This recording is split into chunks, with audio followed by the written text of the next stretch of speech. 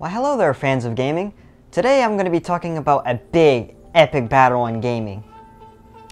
Kind of. The Xbox One versus the PS4 could be seen as one of the biggest console wars ever. It was also the easiest. Yeah, the Xbox lost hard this generation.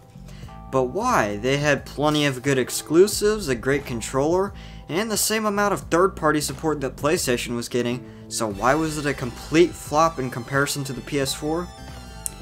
Well, to understand why Xbox lost this battle, we have to go back to the previous generation with the Xbox 360 versus PS3.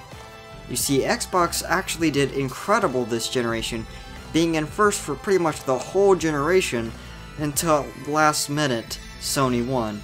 Now, you could credit this to PlayStation really trying hard to make a comeback with multiple console revisions and releasing tons of amazing exclusive games, but it wasn't just that. It was also because that generation, Xbox made one of the biggest mistakes they have ever made, and that was the Kinect. You see, this generation motion controls were becoming really popular and becoming a more common thing, all because of the true winner that generation, which was the Wii. The motions you make with the controller affect your actions in-game, and the Wii wasn't the only thing with motion controls. That's right, I'm talking about the PlayStation Move. Who actually bought that? But the Kinect was much different. Instead of using a controller, you use your body. I never thought those words could be used in a sentence about video games. I guess that's where we are in the world. You see, the Kinect was just a bundle of cameras and sensors that would track the motions you make, and that would affect your in-game actions. Neat idea, right? Wasn't the first. But the Kinect actually gained some popularity because of how popular motion controls were, not being like Xbox's version of the Wii, instead more like an alternative to the Wii. So if the Kinect was pretty popular, how did it lead to the Xbox's downfall? Well, because they shifted their main focus towards it, instead of focusing on making compelling games. They focused on making more for the Kinect and really trying to push it in advertising, and also trying to push the Xbox 360 as not just a great video game console, but a great entertainment system, which really was the main cause for the failure of the Xbox 360 and Xbox One. So yeah, they lost focus on what mattered that generation, and what they needed to do was compete with Sony's heavy pushback, but instead they focused on making their console great for all entertainment purposes, not just for video games. So going back to what this is all about, how did this affect the Xbox One?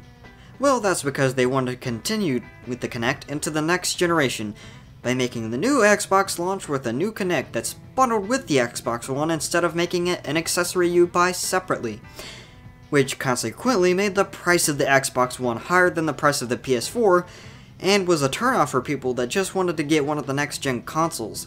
Also, why does the new Kinect look like a VCR, but that horrible mistake of still trying to push the Kinect and push the Xbox as being a great entertainment system, not just a great video game console, wasn't Xbox's only mistake with the Xbox One.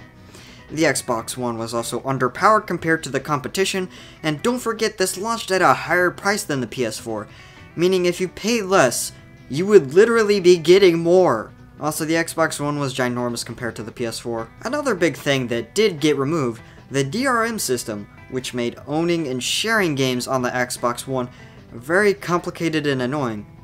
And Sony's response was by posting a video of how you can share their games on their system. This is how you share your games on PS4.